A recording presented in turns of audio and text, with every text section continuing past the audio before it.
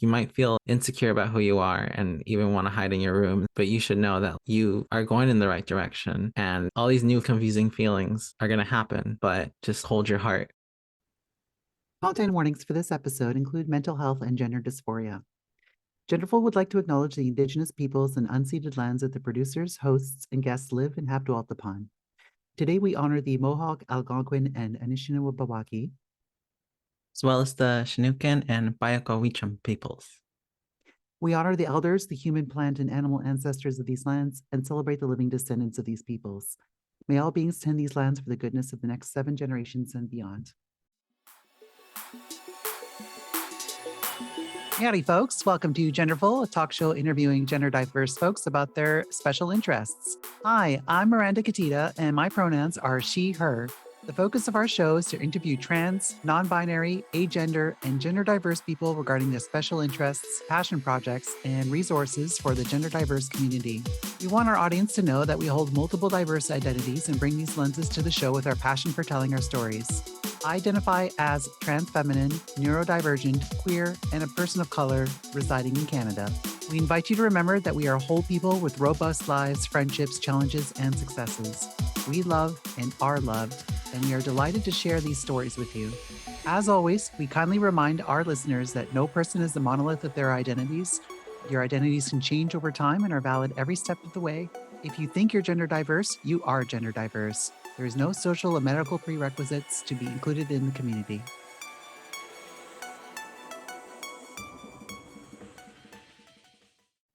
So welcome to a Genderful Podcast, a show interviewing gender diverse people about their special interests. This week, our guest is Marisabel Lopez, she, her pronouns, and is chatting with us about queerness in music. So Marisabel was referred to us by a previous guest, Alexis Vandam, who is actually a former Cloudera contributor, and they've moved on to bigger and better things. So, but we always appreciate guest referrals. So, welcome to the show, Marisabel. It's so wonderful to have you here. Hello. Yeah. I am I'm not as nervous as I was when we first started the call, but I'm pretty excited now. Yeah, well, I'm glad to hear it. So hopefully we get to a point where we're both laughing and Yeah. we've got our own inside jokes. So we have a couple of questions that we like to ask all of our guests.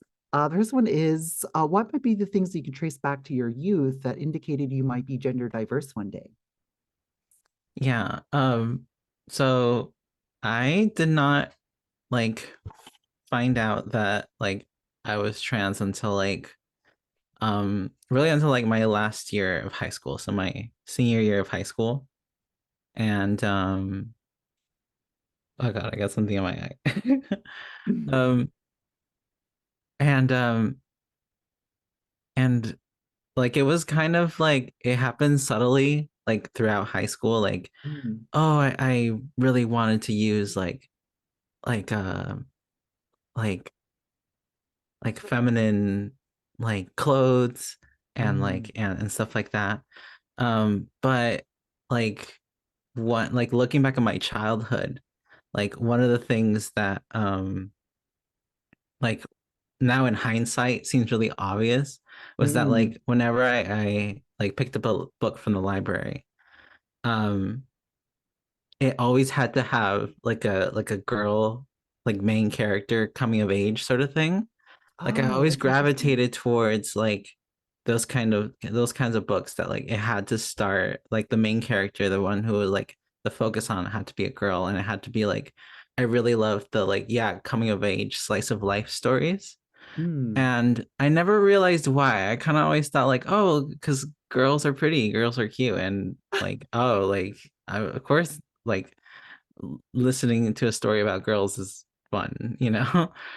But I kind of just like I didn't think about it. You know, I was raised as a boy and kind of like always it never really came up as a kid. And like I didn't grow up really like in a place where like queerness was really like talked about at all. Mm. Like my parents weren't explicitly like anti-queer, but it was just something like you kind of like hush, like we don't talk about that. Yeah, it's And like a don't yeah, ask, don't tell kind of deal. yeah. So but there was definitely that like specific like fiction that I gravitated towards, like in books or like what else was another thing? Just like um so growing up I had two cousins, female cousins that I was really close with. And we were a similar age, and so it came about the time when like they had their quinceañeras. And if you don't know what a quinceañera is, it's like a sweet 16, but in Mexican culture, kind Mm, of just like mhm. a big party, celebrating like, oh, you are now like a young woman rather than a girl, sort of thing. And there's a whole party with like the usually the quinceañera, the girl who becomes 15, has a big dress, and it's a whole party themed over a specific color. There's like a whole dance segment and stuff like that. And I was well was because I was raised as a boy, I was like one of the chambelanes. Chambelan is like someone like there's usually like the main girl, and then there's like a bunch of like usually family members who are boys who like kind of like are her like dance with her and this like kind of thing where but she's like kind of like the princess of the evening, and we're all kind of Mm. like guiding her and stuff like that. And I was one of the chambelanes, but I always kind of thought in my head, well, what if I had a quinceañera? Like, what would that look like? And in my Aw. head, quietly, not telling anyone, I would be like, all right, well, this is the color of the dress. This would be the color of the like the scene. These are the kind of songs I would want. But I wouldn't tell anyone about it because like I knew that like, oh, it's never gonna happen. Um, and so that was another thing, like when I was around like, 15 years old, that I kind of like didn't really think about it. Didn't really think it was a sign of anything. But it was just like, oh, I'm just curious. Like, what would that be? But those are the kinds of those are like two specific things that like in my Mm. childhood before I knew like I was trans, like looking back were like things that were like, yeah, I definitely had something going on. Yeah, and that's very relatable because I think you'll find that among a lot of trans people, especially ones that like transition like later in life, where I mean, they basically didn't figure out they were trans until they were adults. That's in hindsight, so many things make sense, right? Hmm. So that was definitely the case with my transitions. Like, oh yeah, that was always there. But yes, I mean, quinceañera sounds like a wonderful time. I wish I had a quinceañera. I mean, like, I feel like we should like for everyone who like didn't get a chance to get one and wants one, we should just have them. Right. So I'm totally down, in my 40s to have a quinceañera. Now it's a lot of in a lot of our relationships with gender, it's not like, no pun intended, it's not like a straight path. It's kind of a long and winding road. So how would you say your relationship to gender has evolved over time?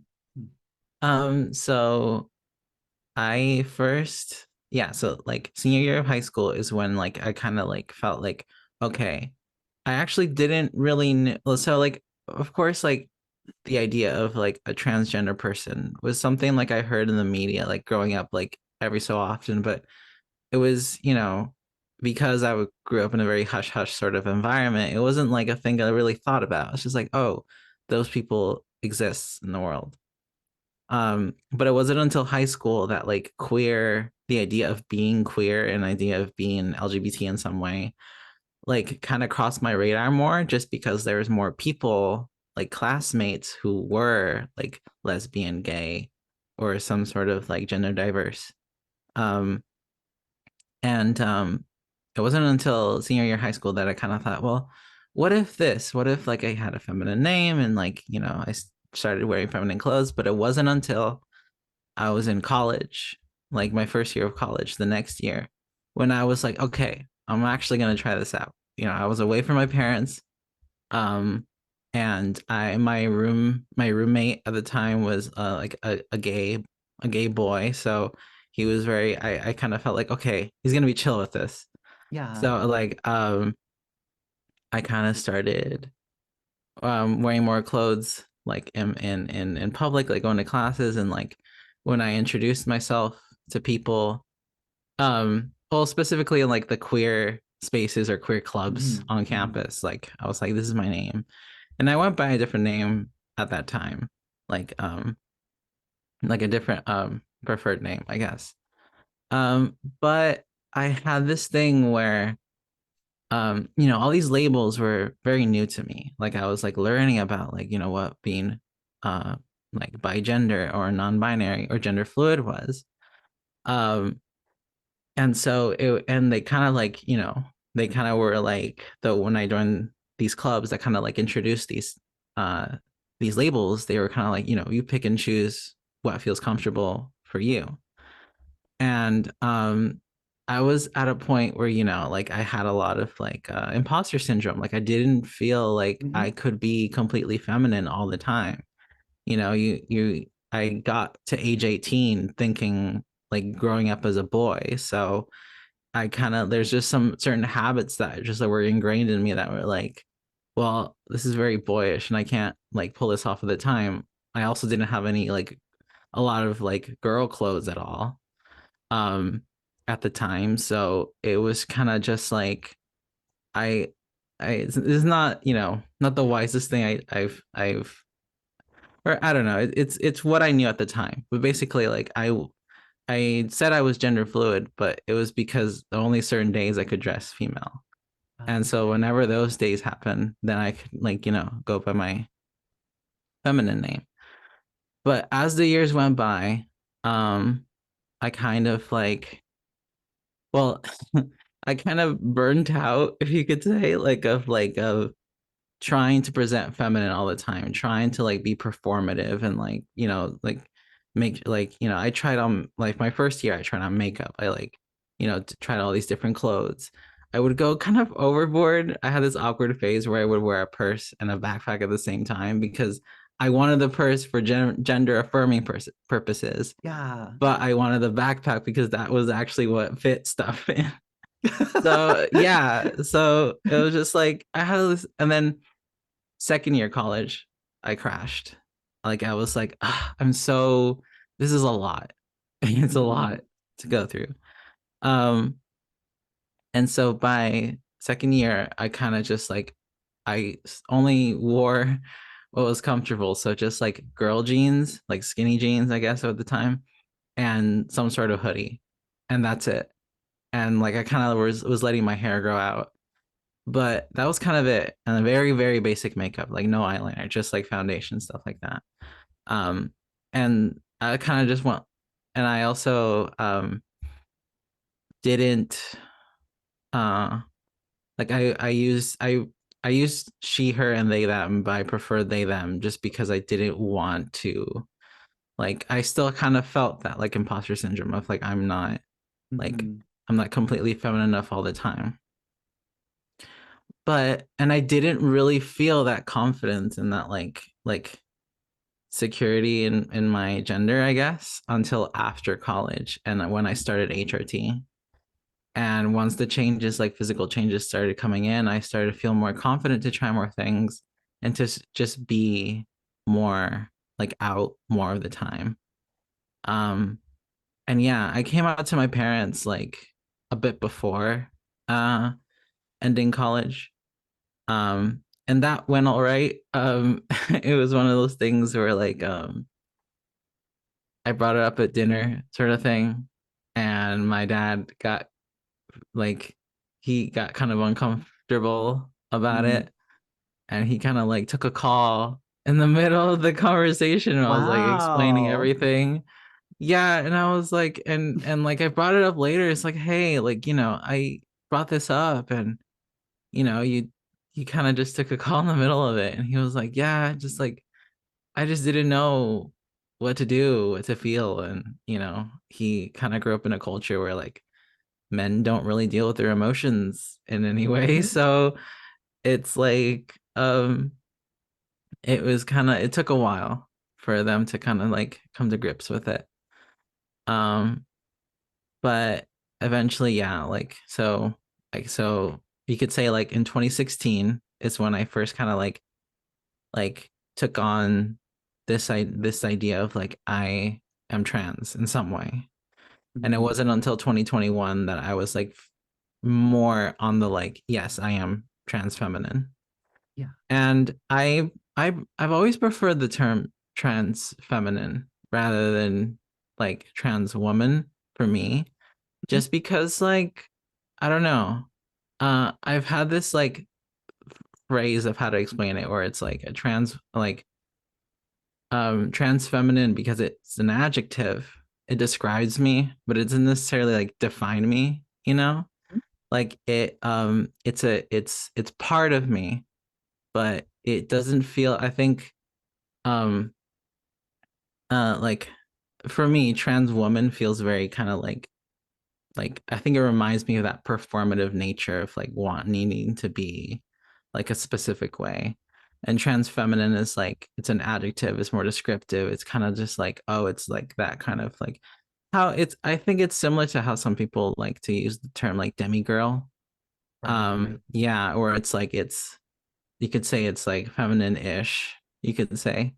But I think for the most part, I do consider myself female, and I like the term girl. I just don't know why I don't fully like the term woman. I mean, I will take it, of Yeah, course, yeah. but I will not. I will not like. I'll never fully, at least up till now, I've never really fully kind of like, all right, yeah, a woman. No, I like trans feminine. I like being called a Mhm. girl, and that's kind of how my gender kind of journey kind of evolved. And there was a lot of times when I kind of felt like maybe I'm not, because it's a lot, it's a lot. And maybe I'm just like, I It is think a lot. a Yeah. lot of trans people have this idea of like, they question it. It's like, am I really trans or am I just faking it? Or is there something else that, Hmm. um, yeah, Yeah, I'd say, I think we all go through that at some point, especially early on in our transitions. I mean, with it being Women's Month and International Women's Day coming up on Friday, I remember like my first International Women's Day, I had major imposter syndrome because I was just like, do I get to participate in this? But the answer is yes. So I think like when we're still trying to figuring ourselves out, and there's definitely that. It's like, oh, it's like, am I really trans? It's like, I think we all kind of have that kind of gremlin in our head, like kind of giving us like bad advice. So, but yeah, I mean, if anyone listening to this, it's like there's no requirements. Like you express yourself however you like, and don't let anyone tell you what you are and what you aren't, and like your experience is absolutely valid. I mean, the fact that like you prefer the term trans femme over trans woman, like, hey, like use whatever labels you're comfortable with. Like it's if that's what you like, then that's what you like. Like there's no shame in that. There's no you should try. I mean, this is easier said than done, but try not to put pressure on yourself to present or behave a certain way just because you identify as trans. I mean, there's as many different ways as being trans as there are trans people, if not more. So but yeah. So I did want to segue into our special topic for the day, which is queerness in music. So how did you get started in music, and how did you get to where you are today in your music career? yeah. So I have a little bit of a story, just of how that happened. Um, so yeah, so since I was really young, I always had trouble expressing myself in terms of like, you know, I kind of wore whatever clothes my mom picked out for me. I didn't have a sense of like portraying, you know, who I was, or rather, like, I didn't really express myself in ways that were, considered neurotypical and stuff like that. Mm, And one of my special interests was geography, mm, and like flags of the world and stuff like that. But when it comes to stuff like that, it's a very internal. It's like an internal world that you kind of like get lost in, and that's what I really liked. But that isn't necessarily something that like kids on the playground like to talk about. And so I had trouble making friends. And so I didn't really have practice, I guess, in like expressing myself in any way. Um, and then in fourth grade, our school got a music program. It was like an orchestra, like string orchestra music program. And on the first day, we were all asked to choose an instrument. Um, and I initially chose the cello because it was like an instrument that like I knew of and looked cool to me. But the music teacher, like on the second day, I think once everyone kind of chose their initial like instruments, um, the music teacher showed us the double bass, like the string bass, like this big tall Oh, thing that like you had to sit on a the stool. big Chad bass. Exactly. And and he really pushed for one of us to take the double bass as our instrument because it's the low end of the orchestra, so it's really important. um and me being like the gifted kid teacher's pet that I was at the time, like seeing no one else volunteered for it, I kind of took it, not because I wanted to, but because it would, I was being a good kid if I did, sort of thing. Yeah, yeah. Yeah. um and if you've ever heard like the double bass is it has its own place in like jazz and stuff like that, Mhm. or it has like very like it has its own kind of like a vibe to it that's really important in Mhm. those kinds of music. But if you've ever heard like just the double bass part, specifically of a like a grade school kids or like a string orchestra, the double bass doesn't have the most exciting notes Yeah. to it. Yeah. Yeah, So, it's speaking as a former violin player, I know exactly what you're talking about. I'm very familiar with the double bass and the all elements of a string quartet. So yeah, the bass line in the pieces that typically they play is not the most exciting. It's just you're just exactly. playing the bass line. There's just single notes. You just burr, burr, burr. And I would always be very jealous of like, the violins who like got to play the like the exciting melodies, the to my, grade school like ears, like the parts that sounded like music. Whereas like the double bass parts kind of just sounded very simple, and because it was very low end and it's a kid Mhm. playing it, so it's not gonna sound the best. It didn't really sound like music to me. So I would say that in some ways, like having the double bass as my like first instrument that I performed, kind of like I guess you could say like stunted my appreciation towards like becoming a musician. Like I don't Mm. think grade school me would have thought I'm gonna be a musician, because it didn't. I had fun playing it to an extent, but it wasn't something that I felt like I could like pursue. It's like music as a thing. It wasn't something I felt like I could pursue. It was just like a thing we did. Mhm. And growing up as well, like we didn't have like a computer or anything, or and I didn't have an iPod until I was like in middle school. So whatever music I listened to was whatever my parents played in the background. Mm. A lot of cumbia, it's just like a Mexican like dance kind of music. Um, and also like whatever was on the radio, whatever, like in the car, just like whatever was playing on the radio. So usually like pop hits or whatever was on Disney Channel. Like I really love the Jonas Brothers.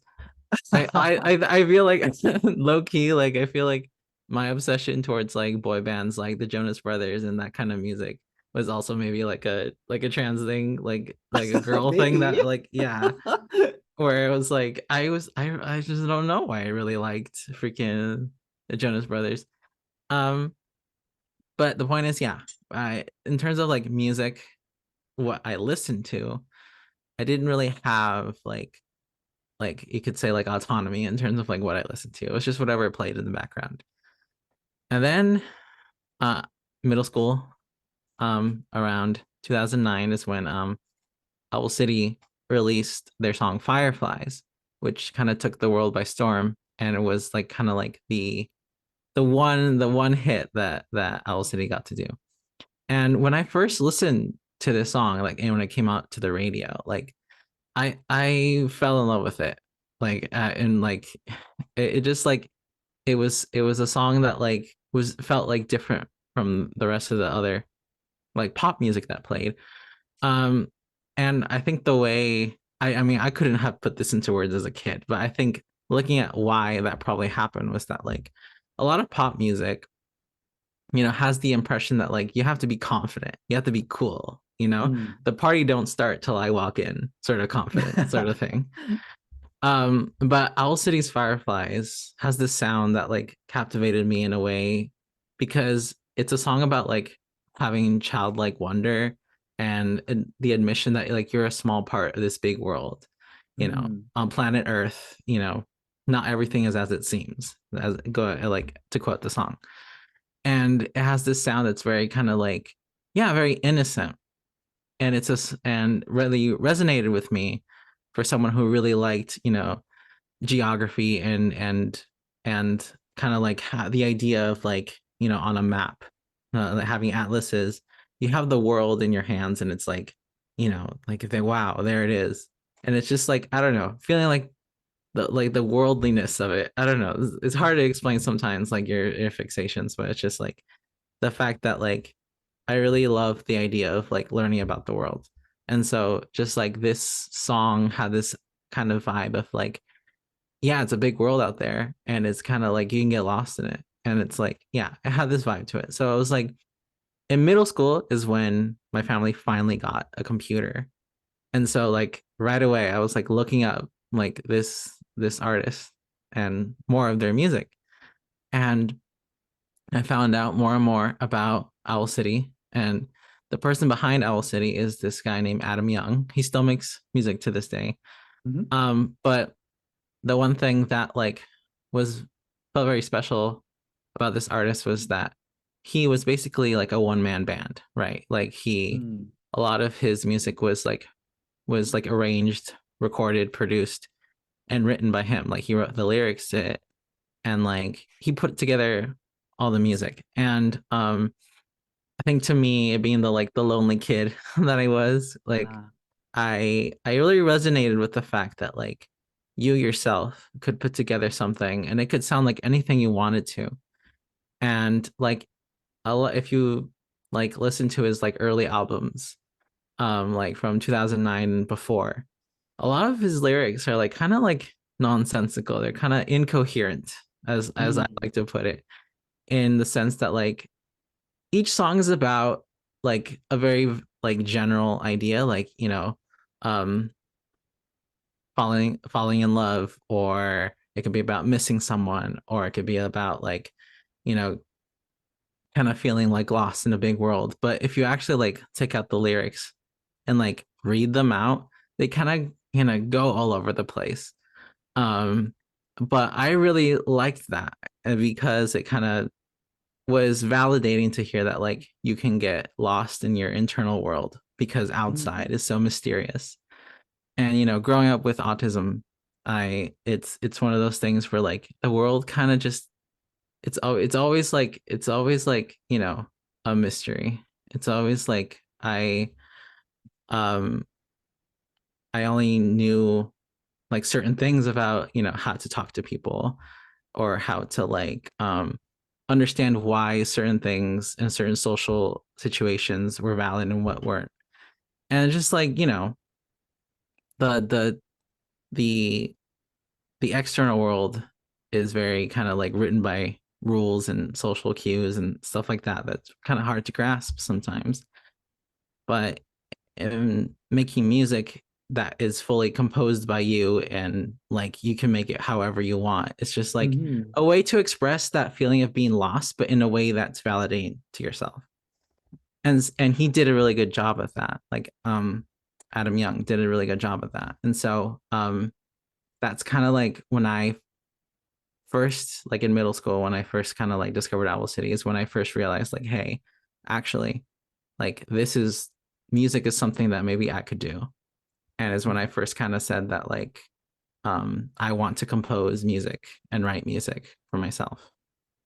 And that's kind of how that started. Um and yeah.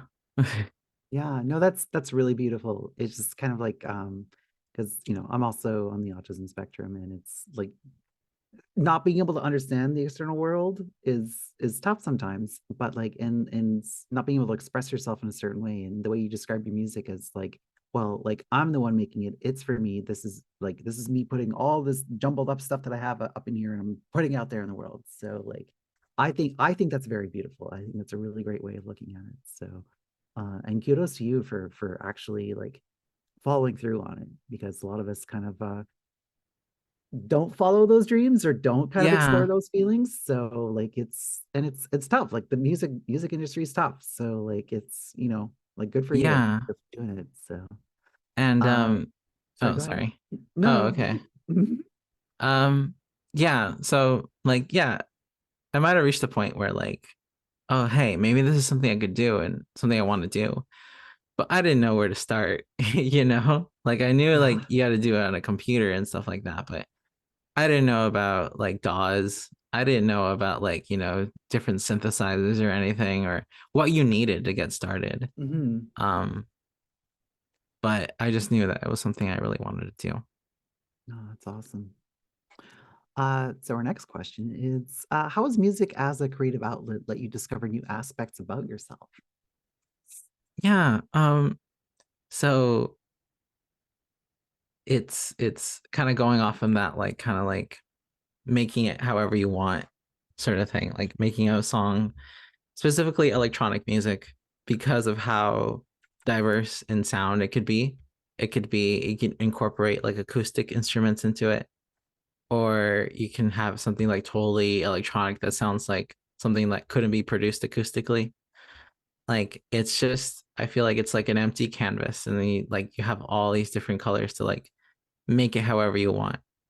And when I first started making music on, I first started making music on my phone. On when I first got a phone, I got GarageBand for iPhone, and it was just kind of just like messed around with that because I knew that that was something I could start with. But I eventually got an old MacBook that my dad got for me and used GarageBand like on a Mac. And one of the first things I really loved uh making music about was like, you could say like, um I love making music that was based on like nature and like a place and how it sounded like. For example, like what does a forest sound like? What does like a stormy sky sound like? And like making like taking genres that I knew at the time and kind of like making that into reality. Like um a forest, like I would use a lot of like guitar instruments and strings and sound, make it sound very kind of like fluty and orchestral and stuff like that, like mess around with that. But like a stormy sky would be like, all right, drum and bass, I know this is a very like kind of fast paced music, and have like distorted synths and stuff like that, and like you can kind of just paint whatever you want and kind of like make it sound like what you believe this thing sounded like. And that was the kind of music that I really liked making, obviously inspired a lot by Owl City and having like very like prominent like synth melodies on top of it, or just like making it very dreamy. I think when I started sharing my music online, people would describe it as like relaxing. Like that was kind of like the most common like adjective that people used. And like I always appreciate the compliment, but it was always like, well, I just felt like it was very kind of like underwhelming of a description, because it's just like, but I put a lot of passion into like everything, and to have someone, I think it's just because it sounds very passive, like it sounds like, oh, it's very relaxing, it's something you put on the background, sort of thing. And just like I was like, oh, but like, for me, a lot of these like kind of like soundscapes, like you could say, were very exciting to like be able to finally like discover for myself. Um and so yeah, that I think I really just love the idea of like describing the world, trying to understand the world, and that's how one of the things that's how like making music like that was very soundtrack type. That was very kind of like each song was its own kind of world and theme, very instrumental, sort of thing. Like I always wanted to write lyrics, but I didn't really like my voice. And like I'm not a great singer today, but I definitely wasn't back then. So it was just like um so just like yeah. I I kind of, that was kind of like how I got to express myself early on. Um and then uh kind of as the years went by, And it's funny because like I discovered my passion for music a lot earlier than I discovered being trans. And so like how once I became trans, that kind of like took over a lot of my mental space. And there's like if like remembering my own like discography, you could say like stuff I made. Um, when I became like immersed in like exploring my gender, I kind of took a dip in making music because I a lot of my kind of like mental energy went into trying to figure out like me, like my identity. Um, and my music kind of uh didn't really pick up again until like literally like after college. Um, there was a moment when I kind of like lost hope of like um music being something I could legitimately pursue. Um, and in college, I wanted to major or like, study music in some way. And in college, like, I should say in high school, I joined the marching band. And then in college, I joined the percussion ensemble. So I kept music alive performing in a performance aspect throughout my life. But in terms of like making music for myself, that kind of went down as the years went by, and I started focusing more on like my gender identity. But and there was a moment where I kind of felt like, oh, like maybe music isn't something I can professionally pursue. And it's a whole other story of like how you know, why didn't I major in music, or why didn't I like I felt like I had this expectation to do something in STEM or do something professional, do something like, yeah. um and yeah, so I didn't end up majoring in music, but I did, and I kind of like lost hope of it for a while. But after college, I kind of like revamped this sort of like idea of like I of kind of like, it's funny because like you could say like I had a artist name that I used for a long time, but at some point it kind of just didn't fit me anymore. I didn't want to make like I wanted to make new kinds of music with a new identity. So you could say like I have like an artist dead name as well as like a like legit dead name. And then now I have the artist name I currently use, um, which is Nublada, which means cloudy in Spanish. And it's a name that kind of like is very feminine, but is also very like Latina, like, to kind of like nod to my Latina identity. Um, and it's I chose that name Nublada because um I just like it for me, like because clouds and stuff like that. I just wanted to capture the initial like vibe that I fell in love with about music, which is something very atmospheric and dreamy, and kind of just like a sense of yearning. um and like I feel like that name kind of captures like that vibe to it. But the kind of um direction I wanted to go with my music, like with this new artist name, is very much like personal, much more personal, much more like songs about like my experiences and things that I've went through.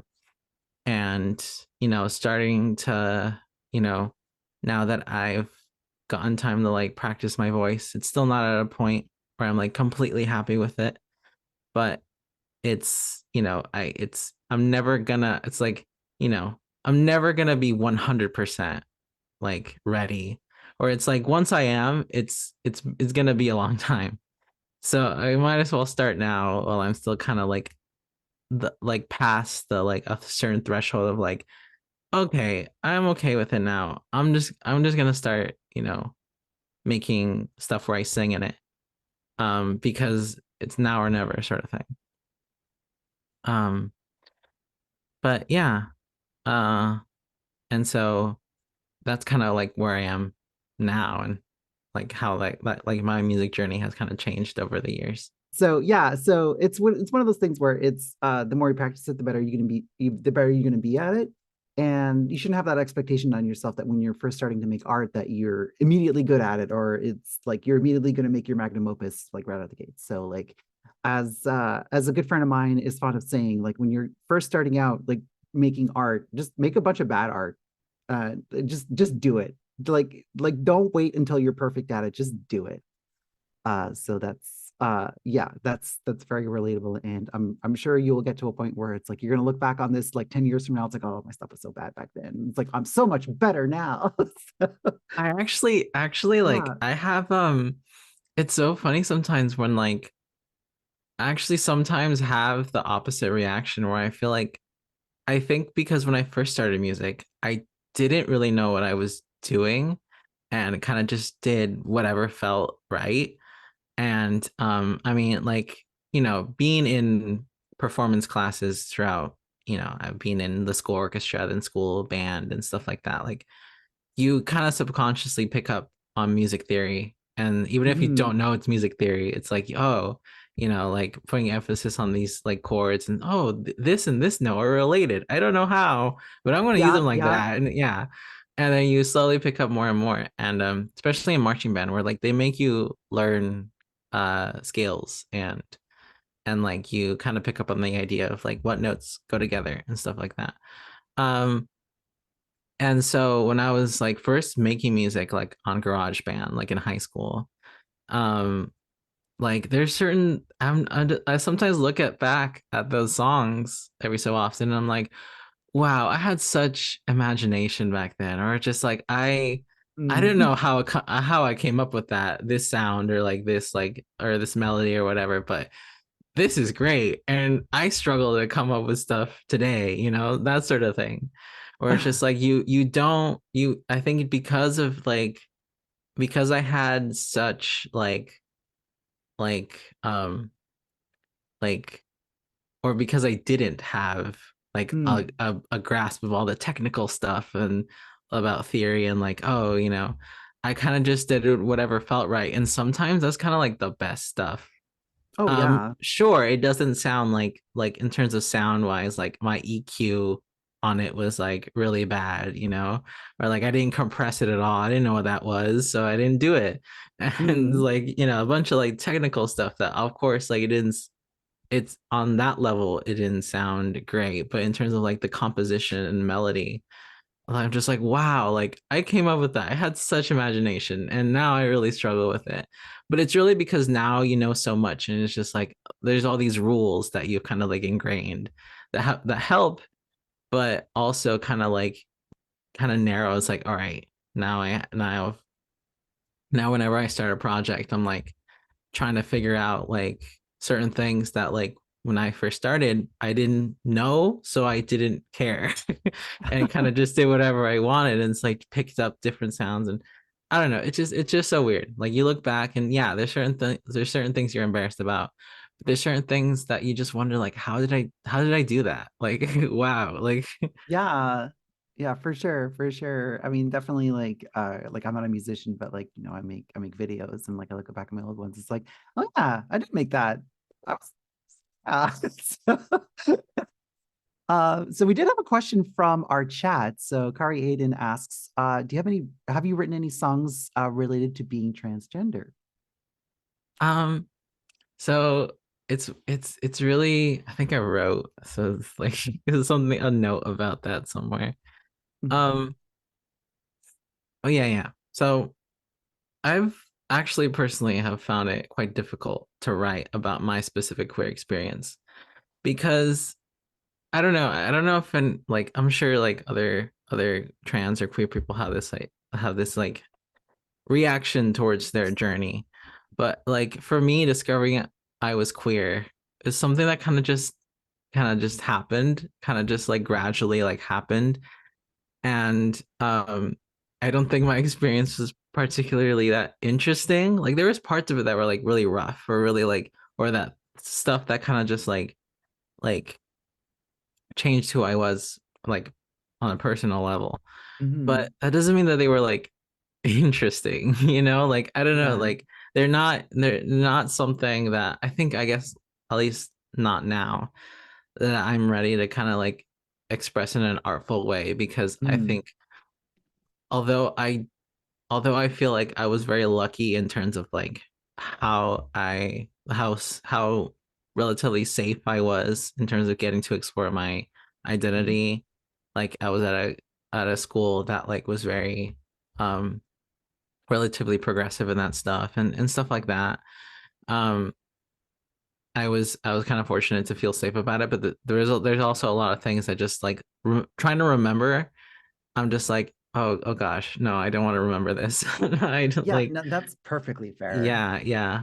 So making music about being trans specifically is really difficult, because for me, um, because of that Mhm. fact, because it's kind of just something that happened, and like, okay, I'm glad where I am now. I don't really want to think about how it came about. Um, and it's also hard to like, I have tried to like make a song that was kind of like, I think it's fair sometimes to like kind of want to write a song that's kind of like not an anthem, but sort of like, this is kind of meant for like people to relate to specifically. Like not specifically about my experience, but it's just something like a song to like kind of like reassure people.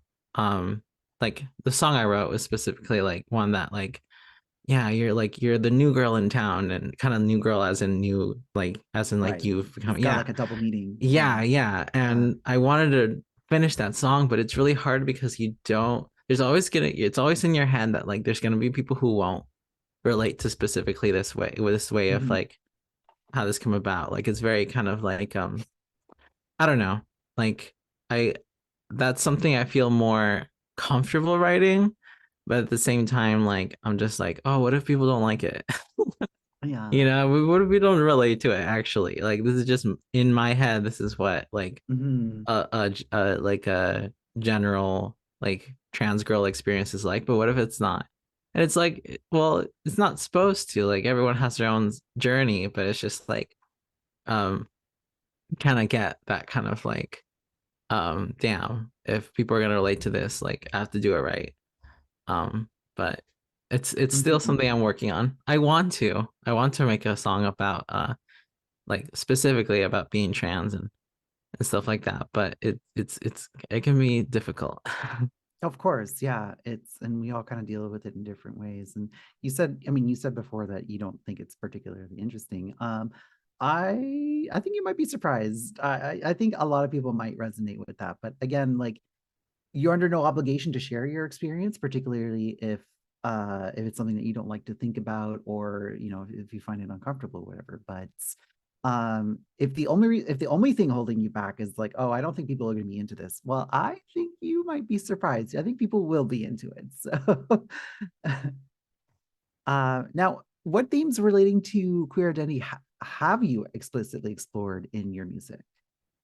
I think that's kind of like the the extent of it, where I tried to write this song that was supposed to be Hmm. kind of like I guess you could say like it was supposed to be like just a trans girl's like something that a trans girl would listen to. Like yeah, I wanted to write a song that like maybe like a freshly hatched egg kind of Mm, trans girl would listen to kind of like reassure them that like, because it's a song that kind of like, it's like, you feel the weight of the night, kind of like not wanting to look in the mirror, you're in the dark because you don't want to look at yourself. mm, But you still have this feeling, this like that you're going in the right direction. Like you might feel like mm, insecure about who you are and even want to hide in your room and stuff like that, but you but you should know that like you are going in the right direction, and it's gonna, um yeah, you all these new feelings, confusing feelings and stuff like that um are gonna happen, but just like hold your heart. I think that's the name of the song. I called it like um, hold your heart for life, because it's your own hands are the ones gonna hold it for you, and that's kind of like the idea of the song. But mhm. I've yet to like properly finish it, but that's kind of like the only like explicitly queer thing that I've written. And even I think I'm trying to think like there's this idea about songwriting that I picked up from this artist named Seven Lions.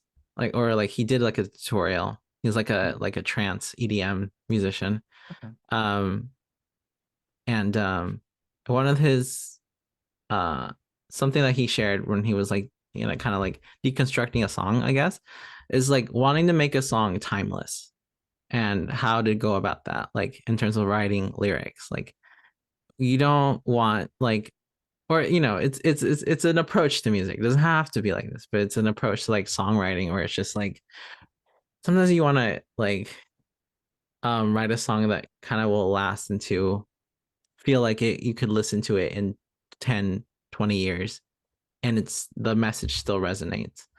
Um and I think one of those things is like not wanting to be too specific about like places or like things that happened, but rather just like trying to be more poetic, I guess, about how you Mm-hmm. write.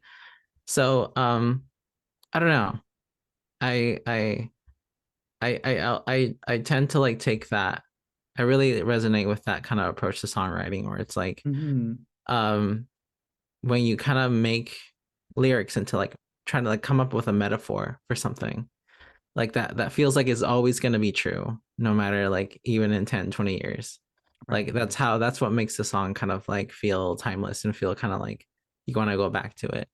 Because I don't know, maybe there's certain songs that like pop songs, for example, I think are a good example of like songs that maybe date themselves because Yep. they very much imply like, all right, like specifically, like I don't know.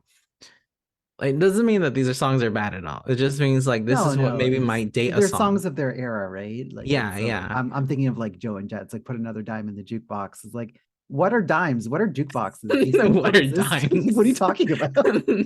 Exactly. Yeah. Exactly. So it's just like I don't know. I think what I'm trying to get that with that is that like um it's hard to like specifically include the word trans in a song about Hmm. trans girl because this is an experience that like you know it could be someday hypothetically that like the word trans or transgender becomes a sort of like a thing of like not like of the past in terms of like because I don't know, I like to think that like this the whole thing about like being trans equals being different or having to come out or it being like a Hmm. specifically like thing that is different from the norm. Like isn't it that we want it that to not be the case anymore? Like Of we want course, it to be yeah. like, I yeah, mean, and I'm hoping that, our dream of the future is that being trans is something that is normalized, that is just like, oh, this is just one of the many ways that you can exist as a human being. And it's not a big deal. Lots of people do it. And, it's just part of our normal society. So I mean, that's the future I want. So, right.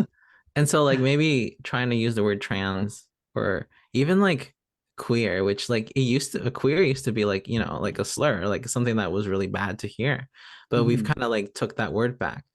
But mhm, it could like I don't know, like terms for these specific things change. And so like yeah, when writing a song about like queerness, sometimes for me I'm compelled to try to write it in a way that's timeless and feels more kind of like of course, yeah. you could maybe someone who doesn't know about these things, these specific terms, like um could listen to the song and still feel like, oh, this feels like something that like I don't know, like being the new girl in town feels like something that like, oh, well, kind of can happen to anyone, right?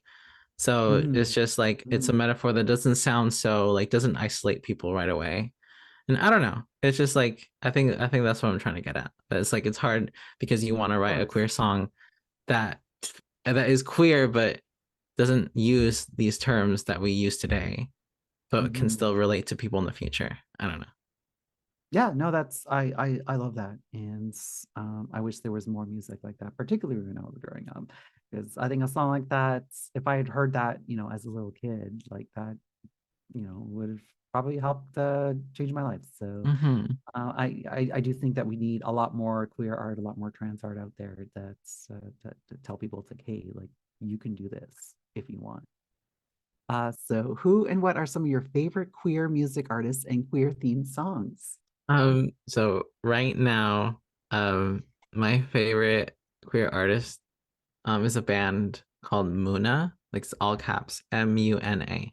Okay. And they're like this like sapphic kind of, they write a lot of songs that are very sapphic forward. Like Oh, love it. yeah.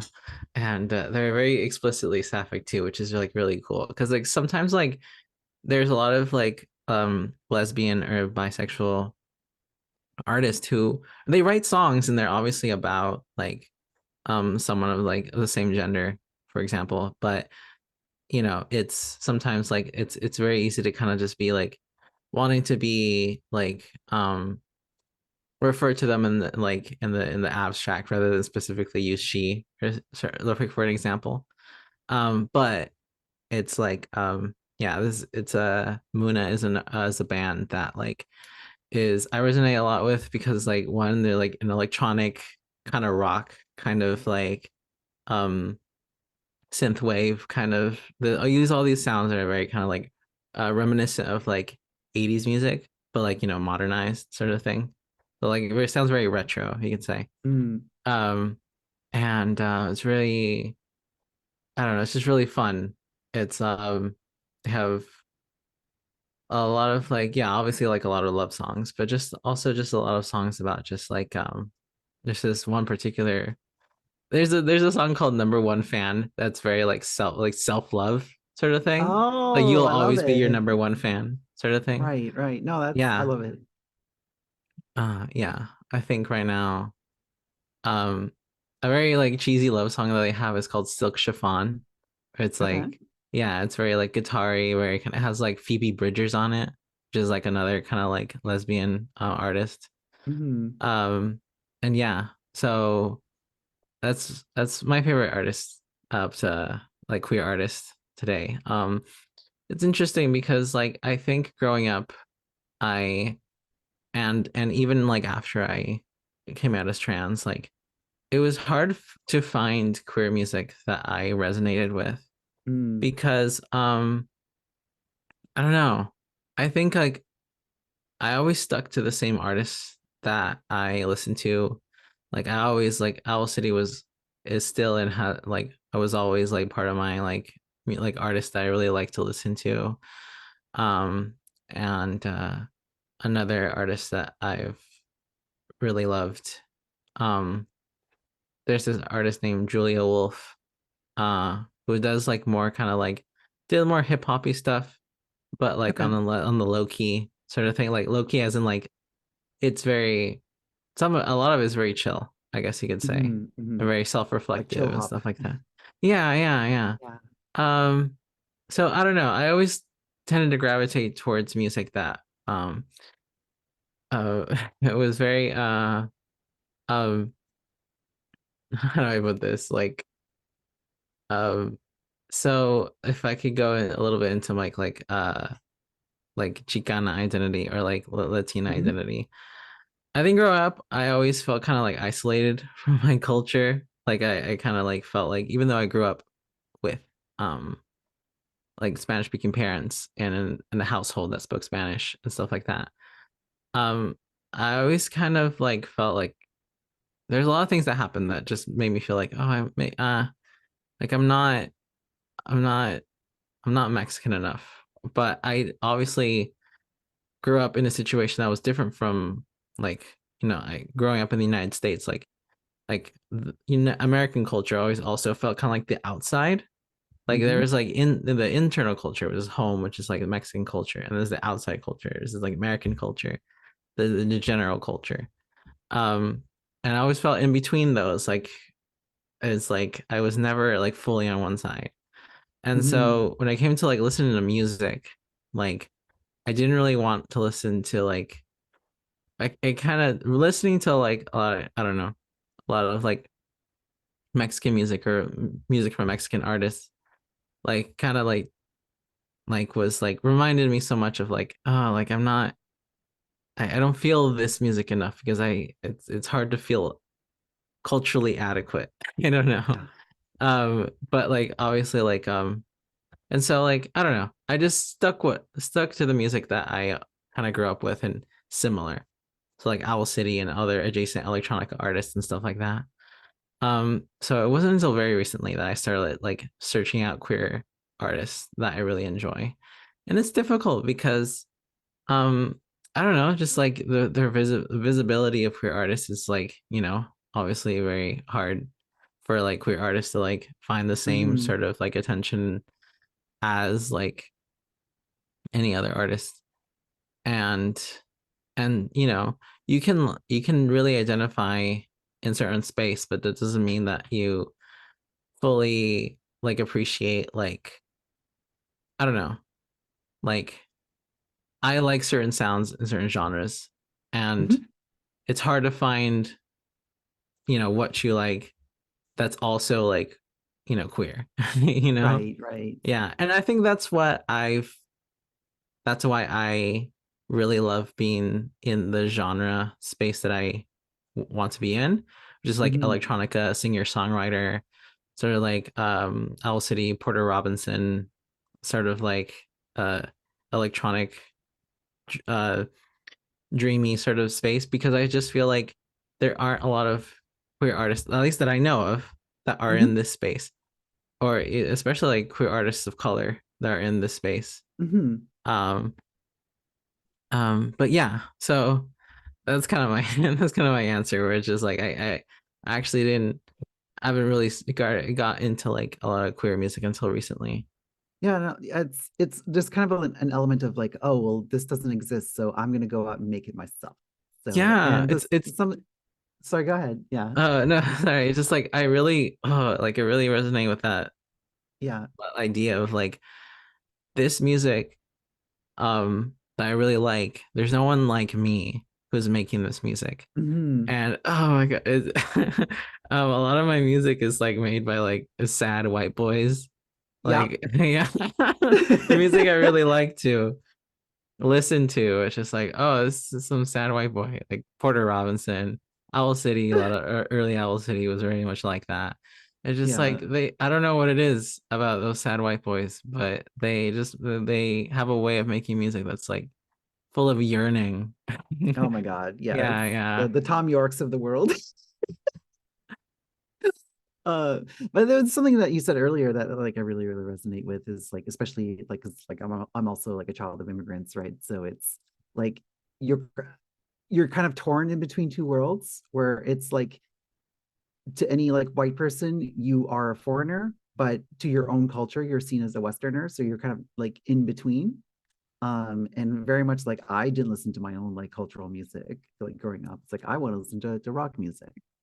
And I wanted to kind of circle back to something we were talking about before the break, where it's like you can't just say it's like this is lesbian music or this is trans music. You kind of have to like couch it in metaphors. So like there's one queer artist that I grew up with, Melissa Etheridge, who is a lesbian, and but like that was in the like she was writing songs in the time where like you could not be like publicly lesbian, right? So all of her like, and she writes like a lot of love songs, so they're all like none of it's basically like if you're coming at it from like a cishet perspective, it's like, oh, well, she's clearly talking about a man, but it's not explicit. She doesn't explicitly say who it's targeted at. And then when you learn that she's lesbian, she's like, oh, she was talking about a lady the whole time. So it's like you kind of have to have that little bit of like artistic obfuscation there. So it's yeah, it's really interesting. The ways in which you can kind of cloak things in metaphor and hide things is really neat. um have you found any challenges becoming a musician and finding your sound? Yeah, so I also wrote a little bit about this.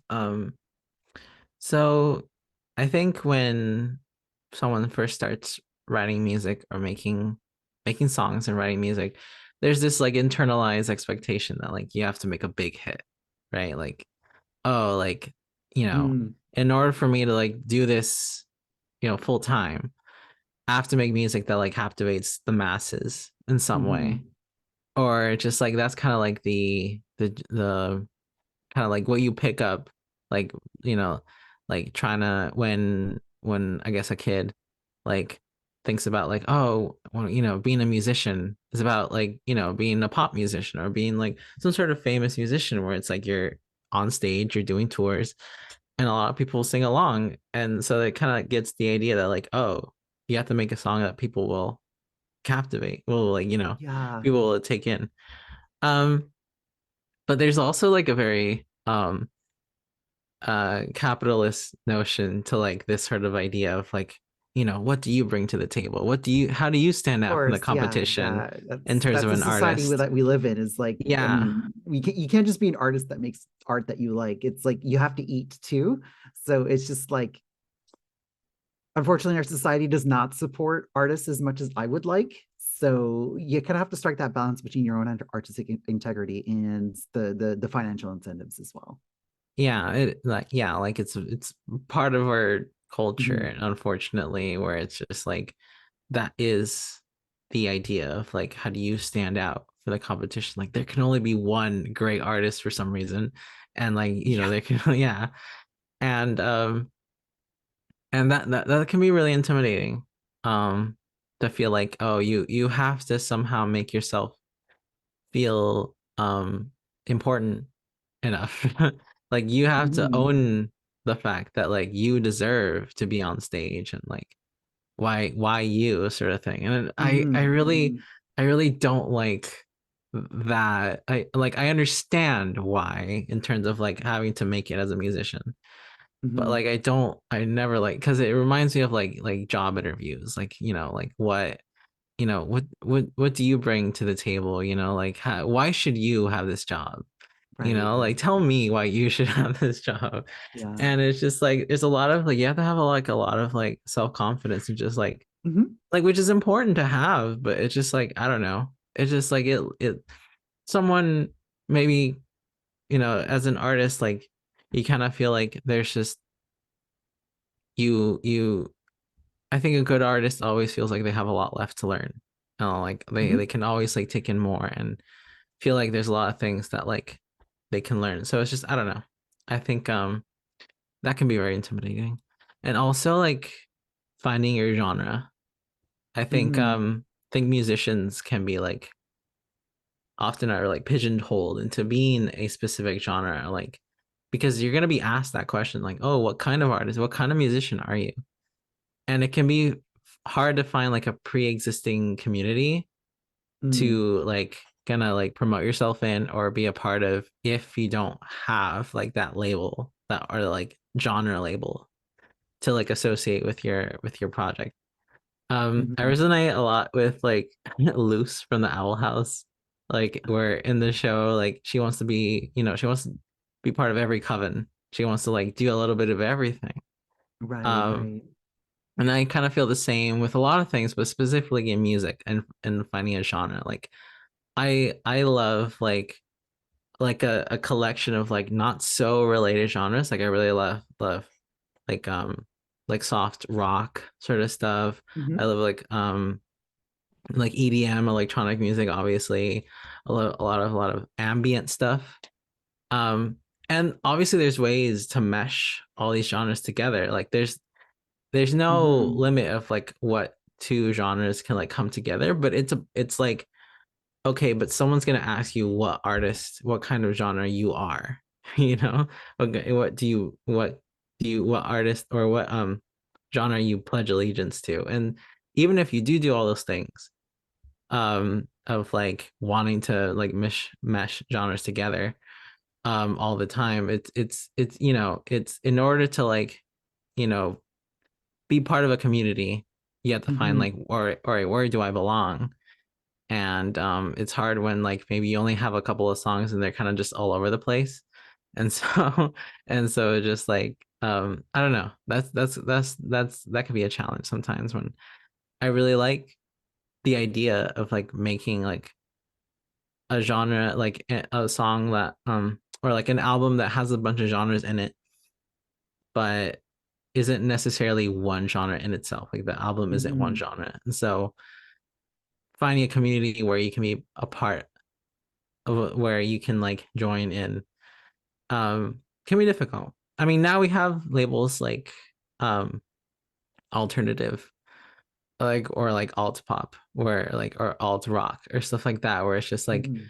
as this idea like, oh, it's kind of like pop, but it's different, it's not trying to be, but it's still kind of like, I don't know, there's a bunch of subgenres and all that, and it can be really intimidating. All of it, all labels in any form, gender or music or anything, are intimidating. They can be useful but intimidating, and so Yeah, yeah. it's that sort of like, uh that's another sort of like barrier sometimes that can happen. Yeah, and like so like I definitely relate to the whole like wanting to do lots of different things. So like some of us like a lot of different things and want to do a lot of different things. So it's tough when someone's like, no, you have to just do the one thing. And it's really hard to cultivate an audience when all the stuff that you make is just so different from each other. Because like, someone might latch onto one thing and they want more of that one specific thing, right? So it's you're not really doing yourself any favors by being so eclectic. Like it's tough, even though that's what you want to do. So it's you have to strike that balance between making what you want to make and but actually like growing your brands and growing your audience and actually trying to be successful, right? Hmm. So are there any additional intersecting complexities that come with being a Chicana musician as well as being trans feminine? um I mean, I think, like, I kind of mentioned this before, like a lot of the music I Mhm. really like to listen to are made by, like, sad white boys. So if Yeah. you find if suddenly like I try to make that kind of music, like I look different from them, and so it's like, it's kind of like, you just feel like, even though I really love this kind of music, it's just like, oh well, like, but you're gonna just feel isolated. Like, Mhm. especially because like I I chose the artist name Nublada because it was like, it's a Spanish word, it's like explicitly like Latina, like, Mhm. and I want I think I find myself wanting to incorporate more like, um kind of like my culture in some way into the music I want, more than my queer identity. Like, I want Mhm. to incorporate, like, I don't know. Um I've really tried to find a way to incorporate, like, I listened to a lot of cumbia music growing up, Mhm. and this has certain rhythms to it. I want to incorporate that sound somehow in like something very like dreamy, electronic, atmospheric. And Mhm. but in a way that I want to. Or like, a more popular genre I think is reggaeton. That it's like that kind of like, it's a very dance hall. It's already very electronic sounding. Mhm. Um, but it has a certain vibe to it, It's very dancey. It's very club like, kind of music. Mhm. But my music is meant to be for yearning, or meant to be for like something you listen to like escape, or like to like kind of like, you know, kind of feel to dream away into, I guess, like that. And so putting like something that's supposed to be very kind of like, um club dance, kind of clashes, even if it sounds like good. It should be Mhm. like, oh, but this gives the vibe that it's a song about, it's a song to dance to, or like, I don't know. But yeah, I want to be able to do that, but I think sometimes I'm scared that, like, if I do it too much, I might be like some people might think I'm a poser, like, oh, like, or like some people, it might like isolate some people, or like, what's the word? Um, yeah, just some people might listen to it and be like, oh, I guess this isn't for me because there's Spanish in it, or like there's Mhm. like this kind of rhythm in it. Um, or yeah, or just like it, I might, you know, people are very, when it comes to like, genres and meshing of genres and stuff like that. Some people are like gatekeepers, like very like adamant of like, Yeah. why would you use this rhythm and this kind of music? You're not supposed to do that. Or just like, why would you, you know, like just I can't help but like bring up the topic of like cultural appropriation, Yeah. where it's just like there are ways where like you're using music and genres that like you are popular and belong to a culture that isn't yours, and Mhm. so but you use it anyway because it's like, I don't know, I always get a little like, even though reggaeton is already like pan Latin American at this point, like when I hear like reggaeton rhythms and like modern like pop music, Mhm. like I just feel like, oh, okay, well, it's out of our hands now. Like we can't take Yeah, it back now. and like if you know the history of like Western music, I mean, like especially American popular music, it's basically stolen from like indigenous communities, stolen from Black communities and Latino communities. So yeah, it's like, oh, it's okay if we do it. I'm like, all right. So, Yeah, yeah, that's the thing. uh, Yeah, yeah, yeah. a lot of music like that. A lot of, yeah, like you said, a lot of American music, or music that is popular in the United States, is taken, yeah, a lot from like Black music and rhythms that they used, and it's just so, Mhm. just like it. And even like in like Latin America, like reggaeton is based on like I think the original rhythm is called dembow, and it's like Mhm. supposed to be like, it's like uh kind of like, I think I think there's like, it's contested to where it's from. It's like either Puerto Mhm. Rico or like adjacent in Caribbean islands. But basically Mhm. it's like, yeah, it's created by it's a rhythm created by Black artists. And like the history of a lot of these like Latin American like music is a combination of like indigenous and Black like rhythms. Black Mhm. people and who were taken as slaves were brought into the Americas and used the rhythms from where they grew up in Africa and incorporated it into the music using the instruments that they had access to, which was usually like instruments from now where they were in the Mhm. Americas, so indigenous drums and stuff like that, or incorporating like Western instruments brought by Europeans. So it's just like this whole mesh of things that like, there's a lot in it that like, I personally don't know too much about and need to learn more about. Mhm.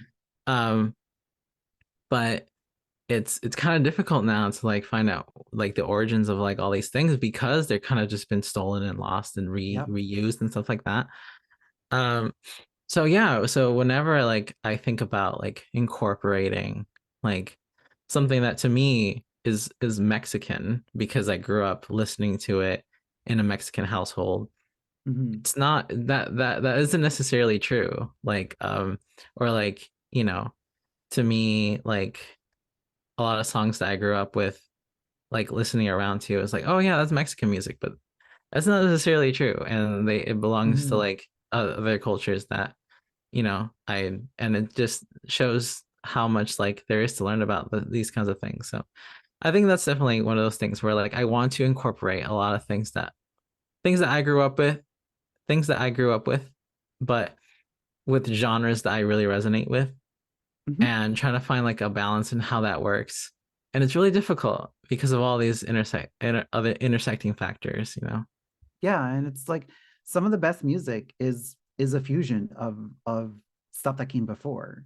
So yeah, look, I mean, like you said, it's hard to find the balance there, but I think that's a really rewarding path to go down. hmm Um, It's definitely exciting. I feel yeah. like, if to be able to figure it out, I feel like there's something there where like I can mesh these genres that I really like in a way that like maybe like um I don't know, people might really resonate with and like. and Yeah.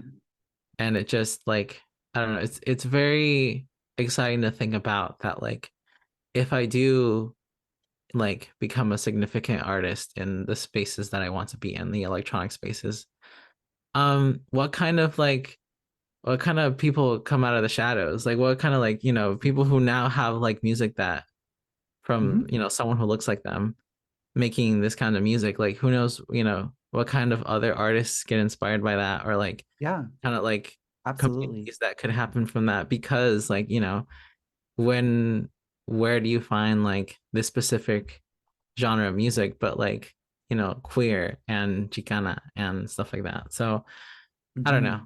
I've always felt like, I think this goes back to like how I felt kind of isolated from my own culture, in terms of like I've always, from my perspective, like I've always liked music that um like growing up in my family, we would always talk about like, music we liked, and like you always kind of don't want to be like the one that listens to like whitewashed music, and Yeah, just like, yeah, yeah.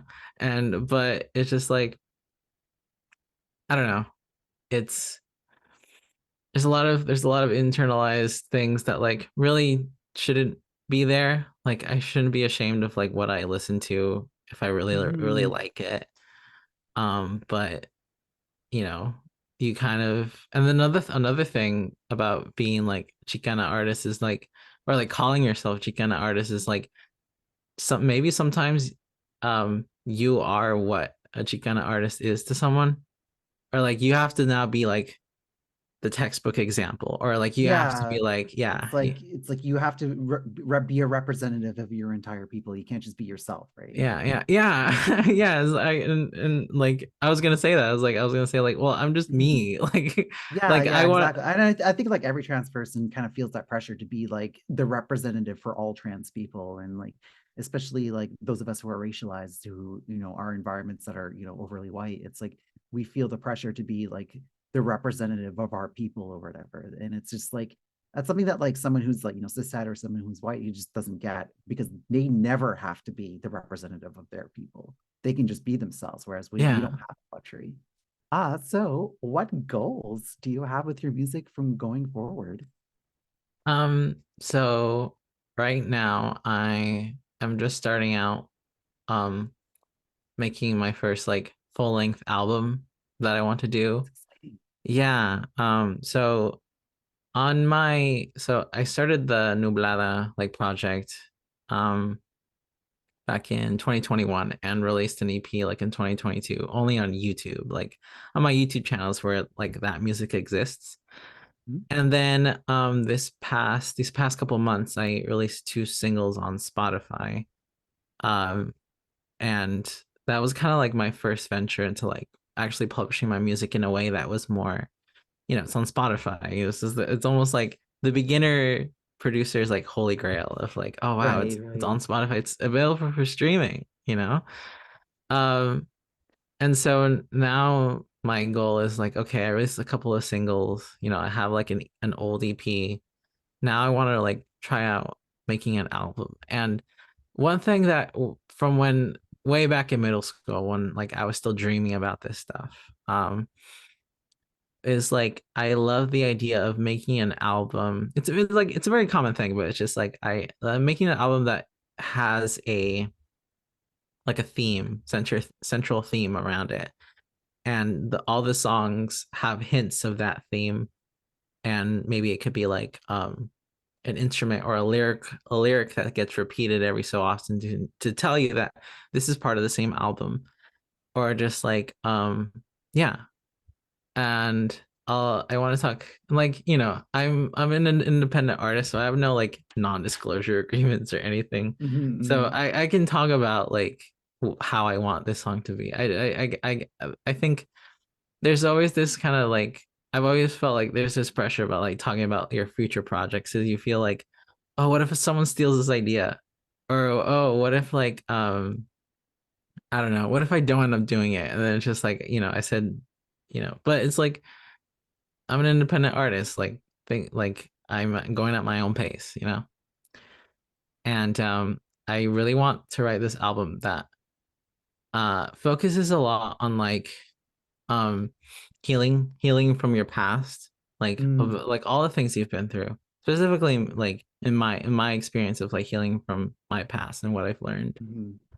mhm. There's this song that I've basically finish the um instrumental too, but still have to like record the lyric stuff and stuff like that. It's a song called Flying Kites. That basically it uses the metaphor of like a kite and like unwinding, unraveling the string for it to go Mm, higher as like a metaphor for like unraveling your heart in terms of like, all that pent up like internalized like trauma that you've had oh, yeah, and like all the things that like you've repressed in yourself in terms of like to be yourself, like as you unravel it, you can fly higher. And that's kind of like the metaphor for that song. And I that when I wrote that song, that kind of was like the spark for this entire album, mm, where it's just like I want to write a song about like how healing is something that isn't always obvious. Um or like it's very kind of like, oh, it's something you have to do, but it's isn't always obvious how to get started or what that looks like to you or how to even know you're even doing it. And the whole thing that like healing isn't linear. Like you have this idea that like, oh, you know, if I keep working on these things, I in a couple years will be this much better. But it doesn't always work like that. It kind of goes up and down. Even if after you reach a certain kind of like what's it called? Like maybe like you've I think for me specifically this past year has been a lot about like, wow, I didn't know that I was repressing this part of myself. yeah. And because you discover that, you kind of get carried away of like, wow, I'm going so fast, I'm doing so well. And then like a couple months later, you kind of crash into this other thing where like you kind of fall back into like that, like a certain depressive moves or certain anxiety inducing days of like, wait, I thought I was doing well. And it's that sort of thing. Like I really I really love metaphors. And so Mm-hmm. it's the whole album is supposed to be like a collection of like metaphors of how you could think about healing and what that looks like visually. Um, yeah, there's this other song that I'm currently writing called Paper Spaceships. Um, that yeah, that kind of takes this idea of like a spaceship, you know, when scientists like want to like launch a rocket into space. There's a certain trajectory, there's always like very specific Yeah. equations, right? There's a trajectory, right? And but even with all that going on, right? Something can always go wrong. And so there's always people at mission control there to make sure that everything goes well. Mm-hmm. Because some usually things do go wrong, or usually there's certain things that need to change course. So even a rocket with its very specific trajectory, has things that falter, that can go wrong, or to just deviate from that thing. And so like trying to heal is a similar thing where it's like you might feel you can have goals, you can have a trajectory of like where you want your life to go and where you want to be at a certain point, but it's not always going to go to plan, and you have to be your own mission control to like um deviate for when things can go wrong, and you know when things might not go exactly as you plan. And I don't know, I just felt like spaceships were like a good kind of metaphor for that. And like Mm-hmm. and it kind of also plays on this idea of like reaching the stars. Like I think we all kind of grew up, or like I should say a lot of us who were lucky were told that we could reach the stars one day, as a kid. And an even smaller and luckier portion of us were told how to healthily go about that. Mm-hmm. And um it's like it's a sort of like idea that like you can believe in yourself and you can touch the stars one day. um but if we weren't taught how to healthily go about that, sometimes we like burn ourselves out trying to feel like we were on the right track, or we might do it but end up realizing that it wasn't it was never for ourselves. It was because we wanted to make someone else proud, or we wanted to fulfill the expectations of others. Yeah. And that was kind of like my story a lot about like um being academically gifted and all that, and just like going about a career That's path that smooth. like, Yeah. yeah, going about a career path that like wasn't for me. It was for the person that other people, the person that I thought other people thought I was, Yeah. you know?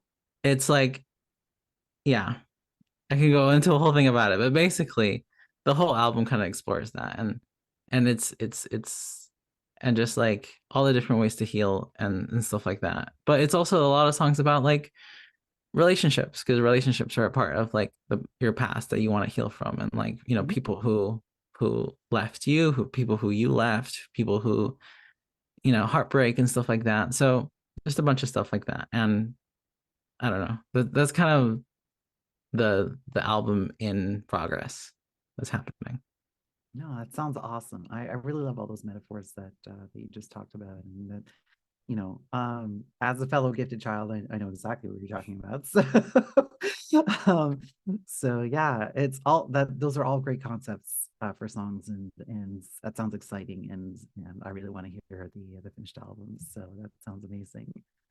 Uh, are there any other musical? I mean, we've already talked about a whole bunch of different musical themes, but are there any other musical themes that you want to explore in the future? Maybe not necessarily for this album, but maybe in the post-album future. um I don't know, it's just like it's one of those things where you just feel like I feel like I could do this forever. I could try to find a Mhm. theme and create all these metaphors surrounding around this theme, and just like explore how to go about that musically. Um, I think I remember growing up in middle school, like I think I had like I would plan out 6 albums in terms of, and by plan out, it was just like what the album name was, what the kind of vibe and theme was, and all the like possible like song titles that would go about that, Mhm. and maybe like write some of the songs out, like what the lyrics would be. But like I had no way of like making the music. I would just write the lyrics, and like, you know, what the lyrics would sound like and stuff like that. And I think I remember um there's a lot of like, there's one about there's I let me think. There's I kind of already did this with this the EP I did on YouTube, but one that kind of like focused around the ocean as like a theme. Mhm. Like, and how the ocean kind of like is a good metaphor for something that can take you away, or you can kind of get lost in, or something that's calling to you. So Mhm. something that, yeah. And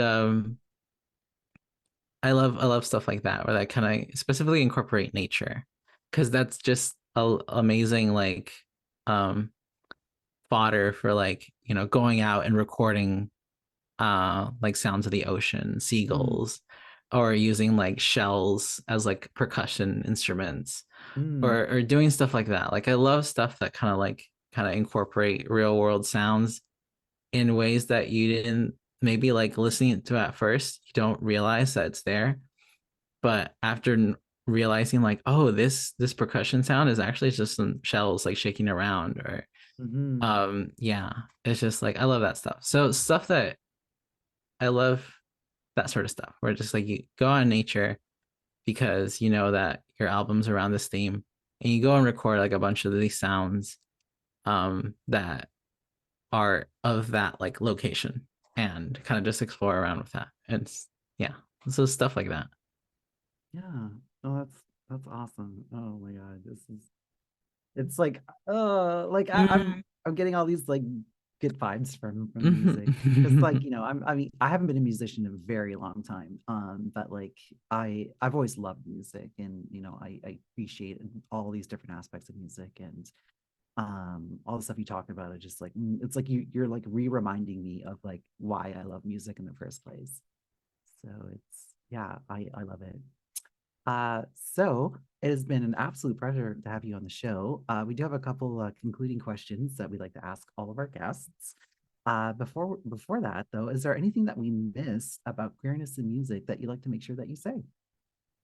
I'm trying to like see if there were anything that I really, really wanted to share.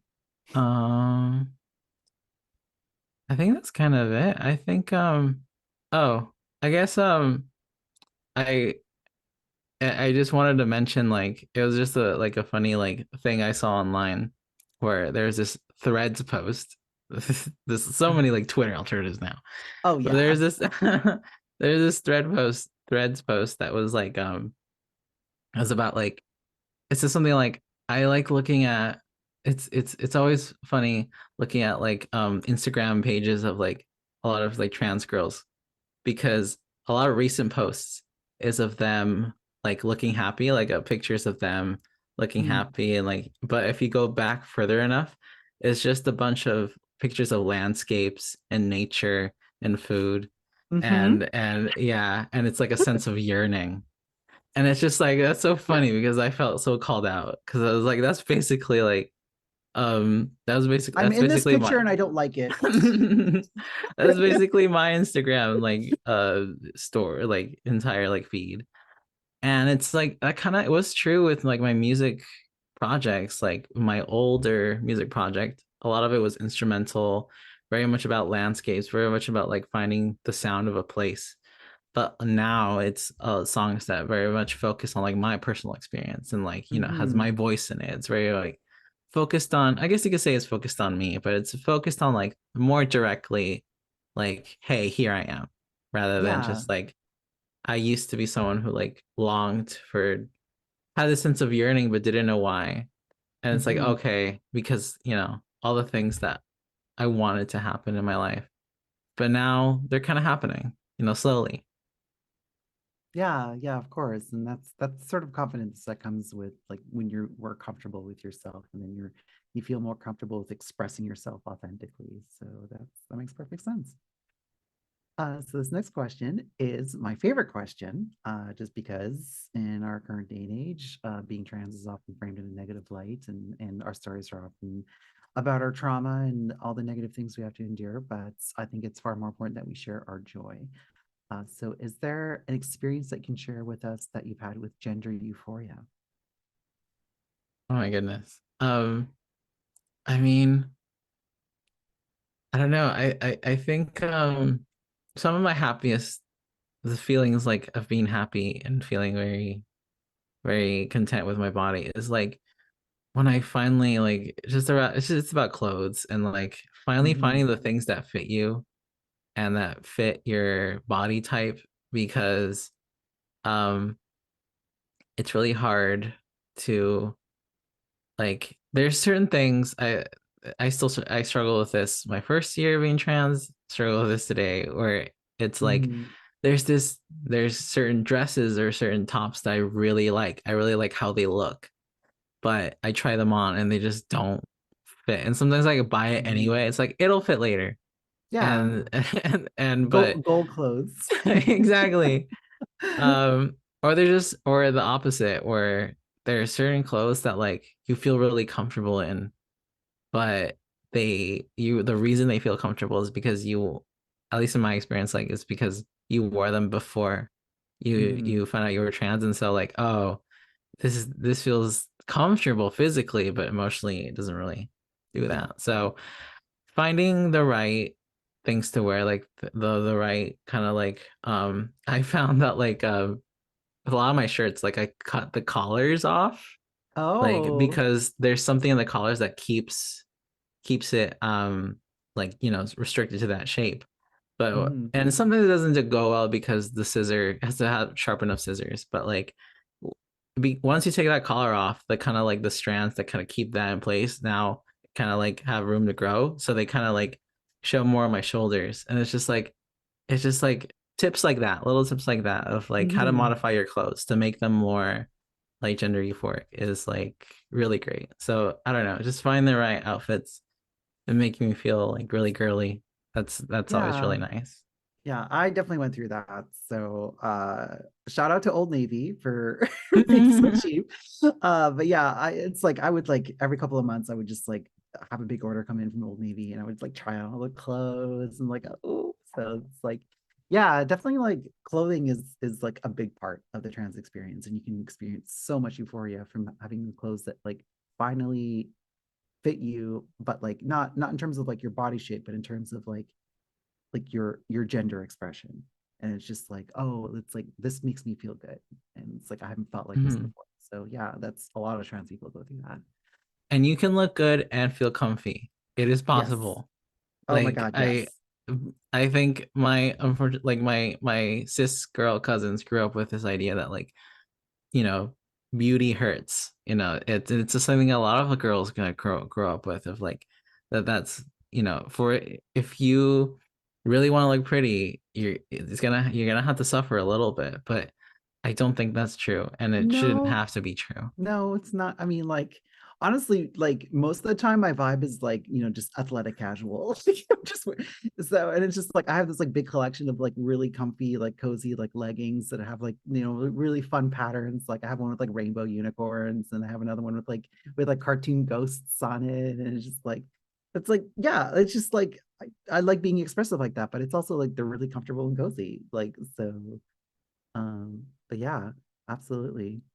And our last question is, what would you like to make sure that folks know about your perspective on gender and non-binary trans and or gender diverse issues? Um, I think I mentioned this like a little bit, like somewhere in the middle of the show, but I kind of like I have this idea that like um right now as like queerness kind of becomes more open, we have all these labels for ourselves and that are very useful but can be overwhelming and stuff like that.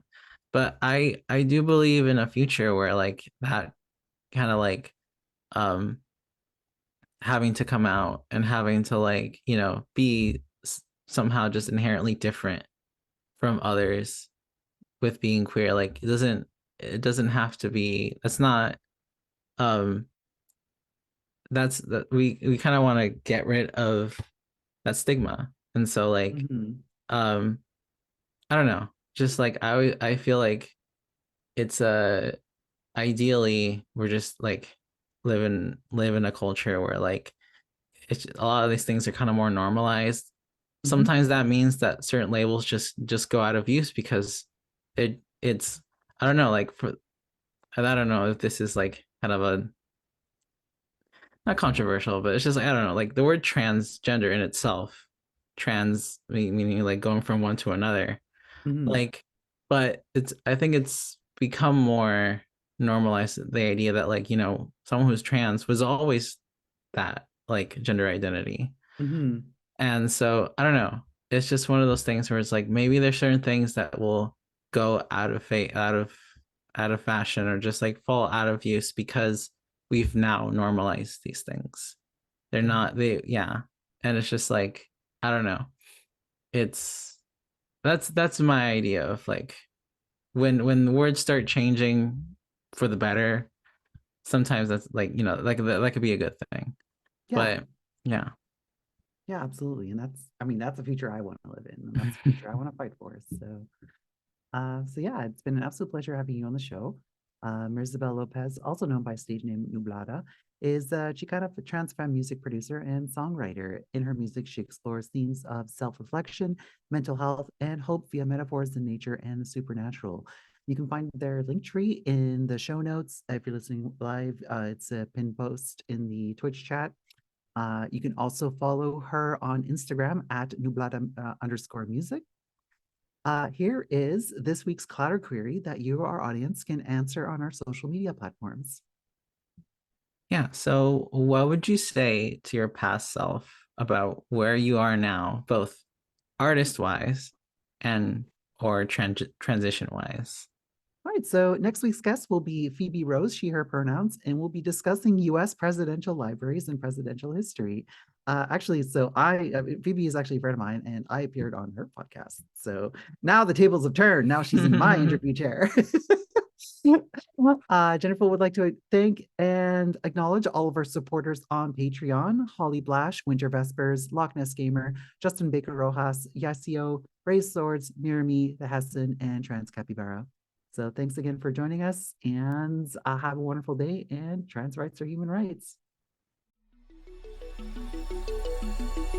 Genderful would like to thank our guest for being on this podcast. If you'd like to catch us live, join us on Mondays on twitch.tv/gendermeowster. Show notes will appear in the edited versions of the show on Fridays on both YouTube and podcasting platforms. If you have a question you'd like the host to answer, or are gender diverse and would like to request an interview, please send an email to genderfulpodcast@gmail.com or sign up via the website at genderfulpodcast.com. As a gender diverse community, the Clouder wants to assure our listeners that we're prepared to moderate our spaces. We will get positive and negative feedback on these shows and topics, and we have a moderation team on our channels, socials, and Discord server ready to deal with this. Please join our Discord server at discord.gg/meowster to meet the community and get a regular digest of solidarity resources.